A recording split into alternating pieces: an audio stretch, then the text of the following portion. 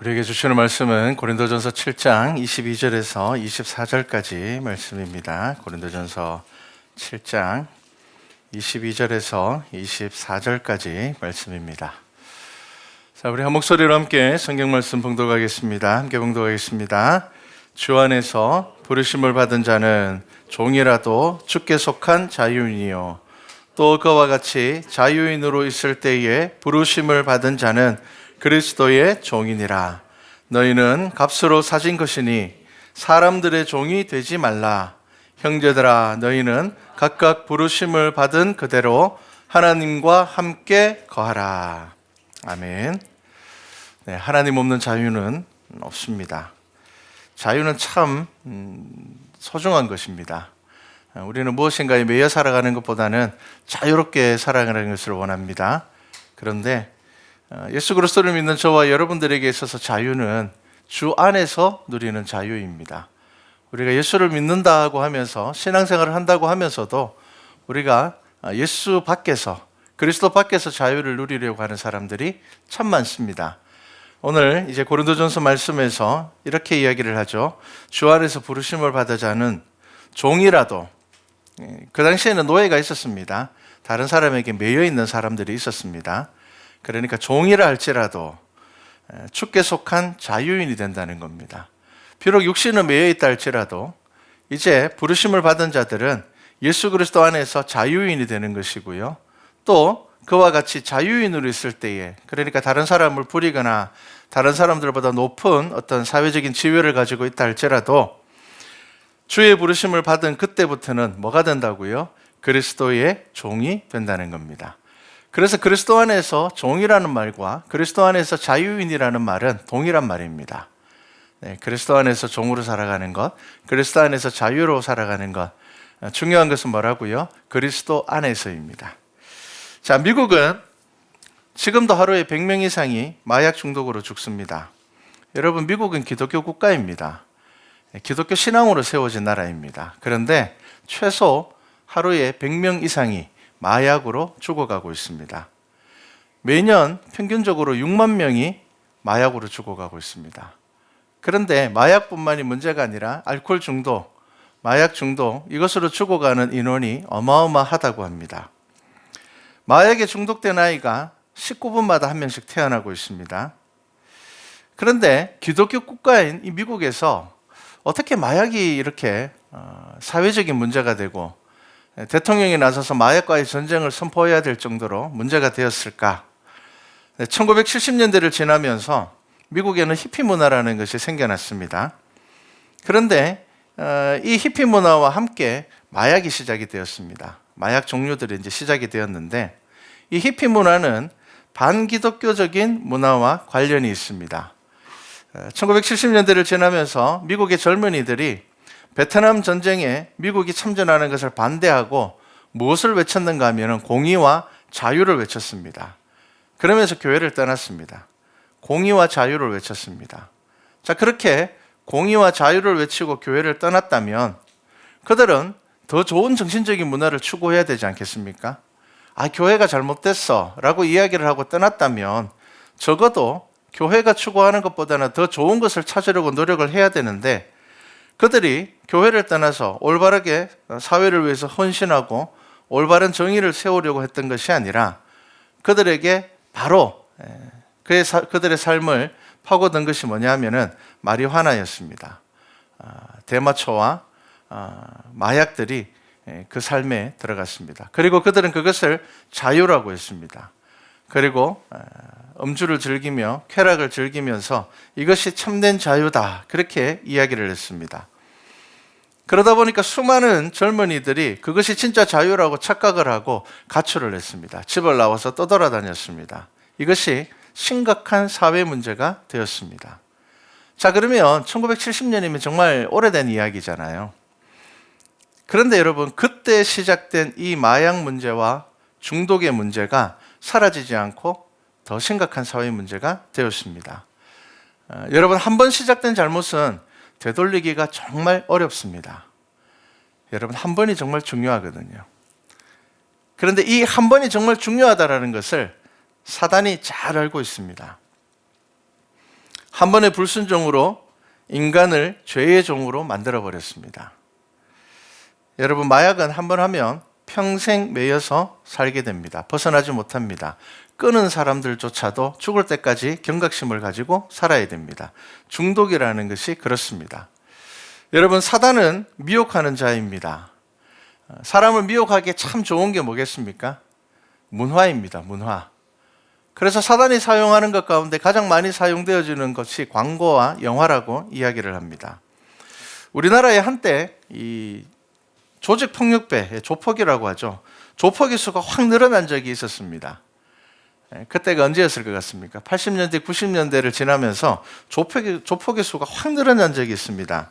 그때 우리 사회에 쏟아진 영화가 있는데 조폭을 아름답게 표현한 영화입니다. 막 의리가 있고 막 복수해주고, 그죠? 좀 억울한 일 당하면 막 나서서 해결해주고, 그런 영화들이 조폭을 아주 폼나고 멋있게 표현한 영화가 쏟아져 나왔습니다. 그러니까 그 영화를 보고는 중고등학생들이 조폭이 되겠다고 유흥가를 돌아다녔다고 합니다. 형사들이 그렇게 이야기를 하더라고요. 그런 영화들이 자꾸 나오니까 고등학생 정도 되는 아이들이 폼나게 살고 싶다고 자기 발로 유흥가를 찾아다니면서 조폭을 하고 싶다고 이야기를 했다고 합니다. 여러분, 광고는 진실을 말하는 게 아니라 돈을 벌기 위해서 만들어지는 것이 광고입니다. 우리나라 술 광고를 보면은 이쁘고 잘생긴 연예인들이 나와서 뭐라고 광고합니까? 깨끗하고 맑다고 광고를 합니다. 여러분, 진짜 술을 즐기는 사람이 깨끗하고 맑습니까? 그의 삶의 주변이 깨끗하고 맑습니까? 그렇지 않습니다. 저는 아시다시피 음악을 꽤 오랫동안 했습니다. 그래서 20대 때 서울대학로에서 공연을 참 많이 했었습니다. 그래서 서울대학로를 가면은, 저녁에 가면은 난립니다. 밤이 되면은 술을 먹고 싸움이 벌어지고요. 젊은이들은 남자 여자 가릴 것 없이 길에 누워서 자고 있고요. 수많은 범죄들이 그 가운데서 일어납니다. 한마디로 가관입니다. 우리나라는 이러한 문화에 대해서 너무 관대한 부분들이 있습니다. 제가 예전에도 한번 이야기를 했지만 외국 같은 경우에는요, 술 광고를 함부로 못합니다. 왜냐하면 술로 인해서 질병 걸린 사람들이 회사를 상대로 소송을 겁니다. 회사를 상대로만 소송을 거느냐? 술 광고를 한 연예인에게도 소송을 겁니다. 네가 술 마시라고 해서 우리가 마셨는데 이런 병이 걸렸다는 겁니다. 그래서 연예인들도 술 광고에는 잘 출연하려고 하지 않습니다. 여러분, 영화나 광고에서 보여주는 멋있는 모습은 없습니다. 영화를 보면은 마약을 하는 장면도 영화에서는 심심치 않게 나옵니다. 어떻습니까? 보통 영화에서 나오는 마약을 하는 사람들은 어떤 사람들입니까? 좀 돈도 많고 막 성공한 사람들이 자기 멋진 사무실에 딱 앉아서 마약을 하고는 그냥 몽롱하고 그냥 뭔가 환각을 보는 것 같은 그런 모습들, 그렇게 보여줍니다. 그런데 여러분, 현실은 그렇지 않습니다. 최근 미국에서는 엄청난 사건이 있었습니다. 오피오이드 재앙이라는 사건이 있었습니다. 이게 이제 작년에 수습이 되었는데요. 이 사건이 어떤 사건이었는가 하면은 겉으로는 멀쩡한 제약회사가 마약 성분이 든 약을 판매를 했습니다. 정치인들을 포섭을 해서 법을 바꾸고 엄청난 돈을 들여서 광고를 해가지고 정말 이 약만 먹으면 다 해결되는 것처럼 그렇게 광고를 했습니다. 그리고는 어마어마한 이득을 취했습니다. 왜냐하면 이게 마약이 든 약이기 때문에 사람들이 이 약을 먹고 중독이 되는 겁니다. 그래서 한때 미국에서는 이런 이야기가 돌았습니다. 의사들의 처방을 믿지 말라. 이런 이야기가 나돌았습니다. 왜냐하면 멀쩡한 사람이 뼈가 부러지거나 다쳐서 약을 처방을 받았는데 마약을 처방을 해주는 거예요. 그러니까 이 약을 먹고는 낫고 난 다음에 약을 못 끊는 거예요. 그러니까 이 약을 계속 구하려고 하는 겁니다. 그러니까 일반인들이, 평범한 사람들이 자기도 모르게 마약 중독자가 되는 것이었습니다. 제약회사들은 더 많은 약을 팔기 위해서 중독성 있는 약을 만들어서 팔고 병원에서 처방받은 약으로 사람들이 중독되어 버렸습니다. 그리고는 결국 어떻게 된다고요? 헤로인이라든지 더 강력한 마약을 찾게 되는 겁니다. 그런데 제약회사는 누구 탓으로 돌리겠습니까, 이거를? 절제하지 못하는 사람 탓으로 돌렸습니다. 우리 약에는 아무 문제가 없다. 그런데 그 약 사 먹는 사람들이 그 약을 절제하지 못해서 이렇게 된 거다. 그렇게 한 겁니다.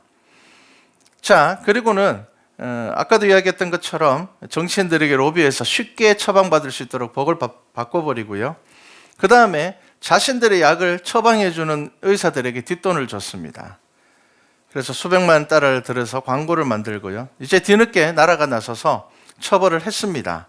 그런데 이미 너무 많은 사람들이 중독이 되어버려서 해결할 수 없는 심각한 사회 문제가 되어버렸습니다. 그래서 이걸 재앙이라 그렇게 표현을 했습니다. 이 문제를 일으킨 회사는 이제 작년에 재판 결과가 나왔습니다. 자그마치 30조를 물려주기로 했습니다. 얼마나 팔았겠습니까? 얼마나 벌어들였으면은 30조라는 돈은 어마어마한 돈이거든요. 근데 그것을 이제 보상해 주기로 합의를 하고 이 사건이 일단락이 되었습니다. 자, 우리가 영상을 하나 잠시 보도록 하겠습니다. I live in Philadelphia, and I'm familiar with the Kensington neighborhood, but you know, the way you described it was even shocking to me. And I think it's because, like many Philadelphians, you don't go there.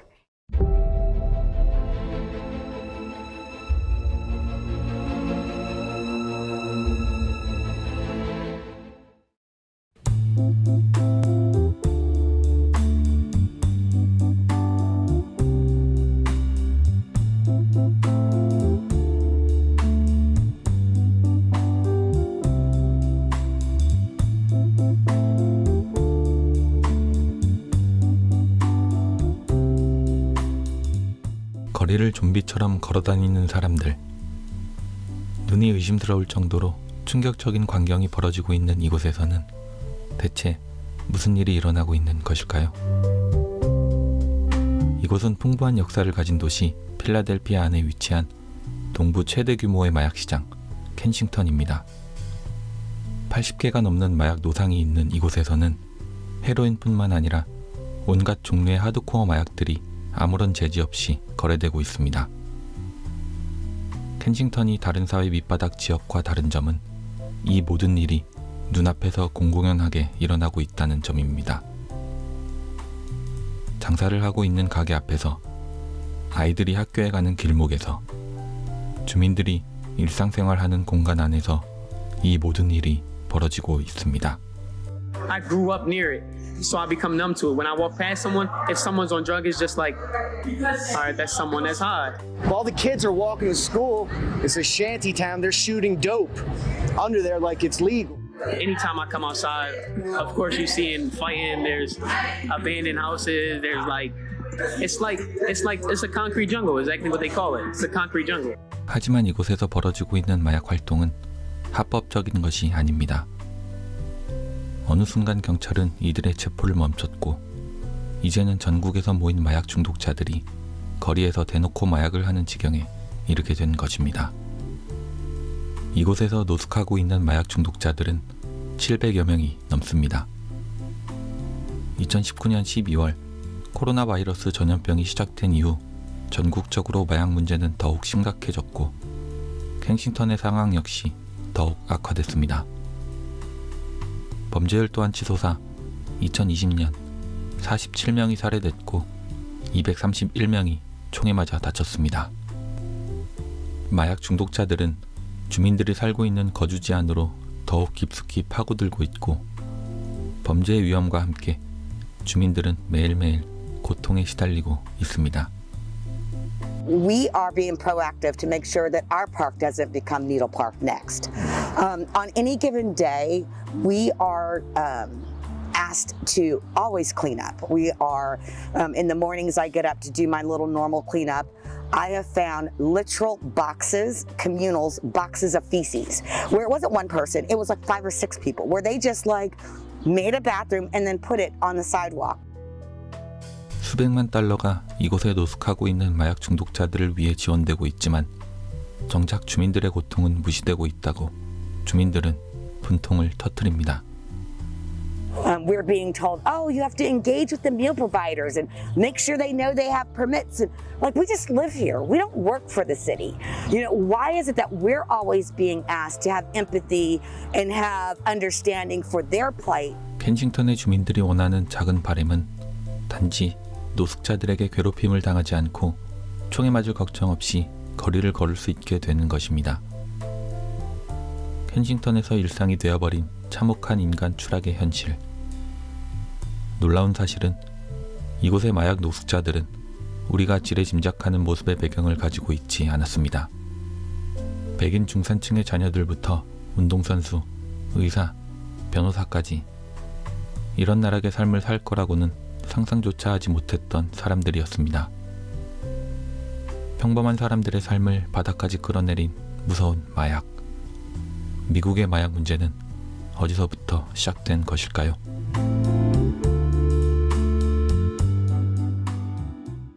(1960년대) 젊은이들은 베트남 전쟁에 반대하고 기성세대의 가치관을 부정하는 반문화운동을 펼칩니다.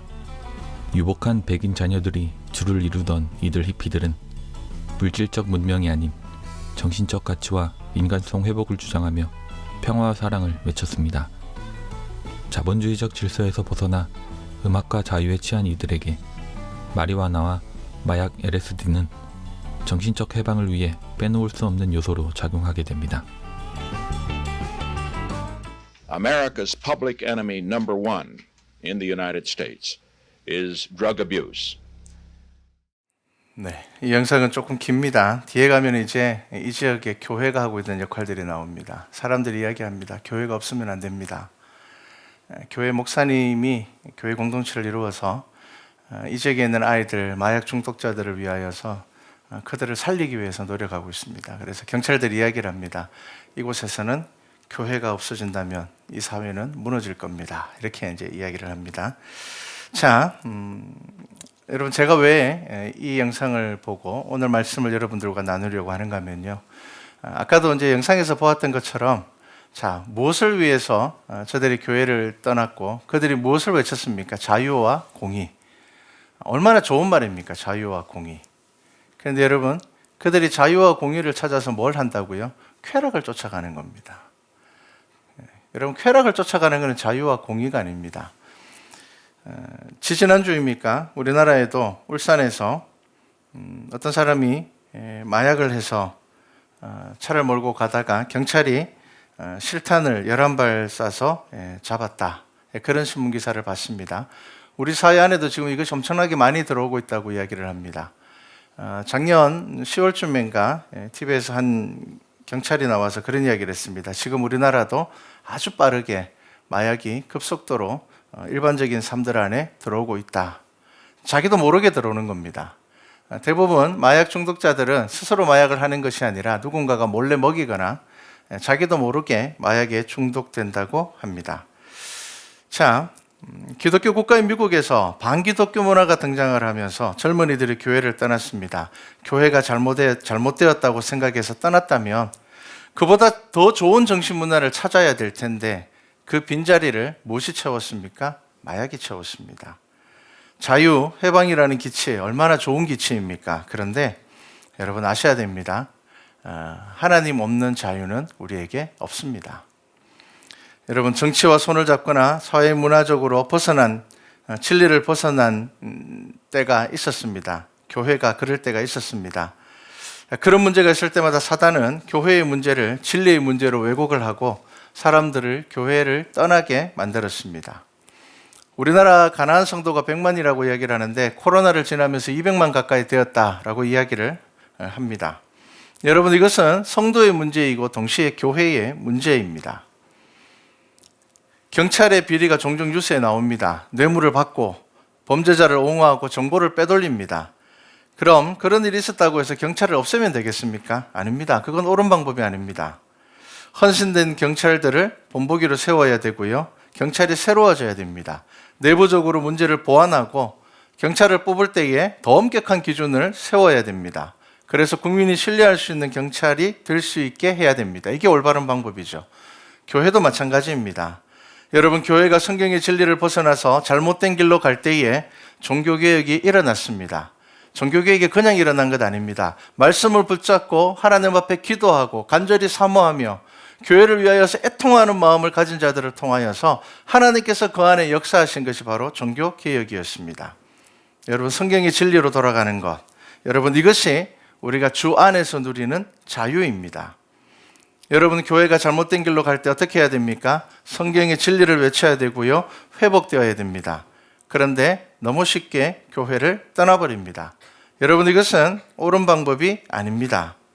가나안 성도가 200만 가까이 된다고 합니다. 그런데 여러분, 그 가운데 성도라고 할 수 있는 사람이 얼마나 있을까요? 나는 교회 가지 않지만 매일 말씀 묵상하고, 나는 교회는 나가지 않지만 매일 아침 저녁으로 기도하고, 나는 말씀 가운데 은혜를 누리려고 노력하고, 나는 최선을 다해서 살아가고 있다. 여러분, 이것이 성도입니다. 그렇게 살아가는 사람이 얼마나 될까요? 떠난 이들이 모두 옳은 것 아닙니다. 성경의 진리를 안다면, 예수님의 가르침을 안다면 교회를 떠날 수 없습니다. 어떻게 해야 됩니까? 애통해야 됩니다. 교회가 교회의 모습을 잃은 것에 대하여서 반성해야 됩니다. 회개해야 됩니다. 어떻게 하면 하나님께서 기뻐하시는 교회가 될 수 있을까? 여러분, 그 마음 가운데 고민해야 하는 것입니다. 제가 예전에 가나안 성도라고 스스로 이야기하는 분과 1시간 정도 대화를 한 적이 있습니다. 대화를 마치고 난 다음에 제가 느낀 것은 뭐냐면은, 이분은 성도라고 이야기하기 어렵다라는 생각을 했습니다. 왜? 자기 멋대로 성경을 이해하고 몇몇 구절 외에는 성경을 전혀 모르고 있었습니다. 그런데 남을 정죄하고 오로지 자기 기준으로 교회를 비판하고 판단합니다. 정작 자신의 문제가 더 심각하다라는 것을 모르고 교회의 문제만을 이야기하고 있습니다. 여러분, 성도는 교회를 알아야 됩니다. 성도는 성경을 알아야 됩니다. 여러분, 믿음은 지켜야 하고 붙잡아야 하는 것입니다. 교회를 절대적인 대상으로 바라봐서는 안 되지만, 여러분, 너무 가벼이 생각해도 안 됩니다. 교회가 만약에 타락한다면, 교회가 잘못된 길로 가고 있다면, 예수 그리스도를 알고 있는 저와 여러분은 이 교회의 회복을 위하여서 애써야 되고 기도해야 되고 애통해야 되는 겁니다. 그래도 도저히 감당할 수가 없다면 나의 믿음을 지킬 수 있는 교회를 찾아야 됩니다. 여러분, 이것이 교회의 가르침입니다. 힘들어도, 거리가 멀어도 예배를 포기해서는 안 되는 것입니다. 사단은 이런저런 이유로 성도의 교제를 막고 무너뜨립니다. 그러면서도 잘못된 착각을 하게 됩니다. 나는 교회에 나가지는 않지만 나는 예수 믿는 사람이야. 나는 교회 나가지 않지만 나는 성도야. 아닙니다. 우리가 지금 코로나 때문에 어쩔 수 없이 비대면으로 예배를 드리지만, 그 비대면으로 드리는 그 예배 자리 가운데서 신령과 진정으로 하나님께 나아가야 하는 것입니다. 여러분, 교회는 완성된 공동체가 아닙니다. 성도의 믿음으로 채워가는 공동체입니다. 여러분, 교회는 예수 그리스도의 몸된 곳이고요, 예수님께서 세우신 곳입니다. 여러분, 이 간단한 진리조차도 성경에서 발견하지 못한다면 성경을 모르고 있는 것입니다. 여러분, 교회가 병들면 어떻게 해야 됩니까? 기도해야 됩니다. 여러분, 교회가 병들면 금식해야 됩니다. 여러분들 애통해야 됩니다.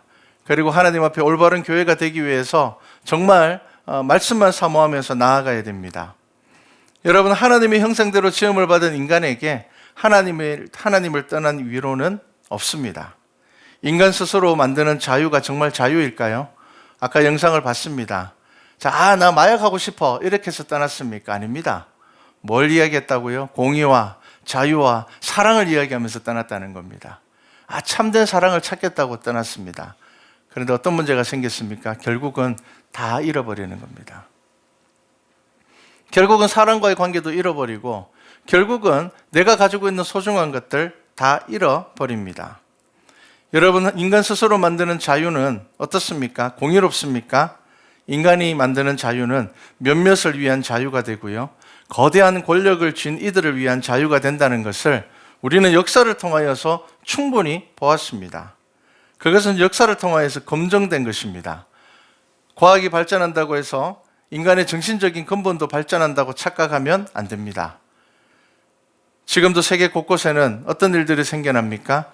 권력에 의한 큰 폭력이 일어나고 있고요, 민족주의가 일어나서 약한 나라를 지배하고 자신들의 부를 유지하고 있습니다. 상상할 수 없는 폭력들이 지금도 여전히 세계 곳곳에서 일어나고 있다는 겁니다. 겉으로는 사랑을 말하고 헌신을 말하고 희생을 말합니다. 그런데 국가의 이익이 걸린 문제에서는 냉정합니다. 그런데 여러분, 개인들도 마찬가지입니다. 공의와 자유를 이야기하고 뭔가 아주 좋은 정신적인 문화를 이야기하는 것 같으면서도 정작 우리들의 개인의 이익이 걸리면 강팍해집니다. 그나마 신을 믿는 이들은 형식적인 공의와 자유가 아닌 참된 자유와 공의를 생각합니다. 하지만 여러분, 오직 예수 그리스도 안에만 참된 진리가 있습니다. 여러분, 우리에게 주신 참된 자유를 기억하시기 바랍니다. 여러분, 세상의 종이 되지 마십시오. 자유를 이야기하면서 중독되어 버리고, 자유를 이야기하면서 소중한 것들을 잃어버리고, 자유를 이야기하면서 무엇보다 하나님께서 내게 주신 큰 은혜를 잃어버리면서 살아간다면 여러분, 그것은 자유가 아닙니다. 여러분, 자유를 이야기하면서 권력과 돈의 종이 되지 마십시오.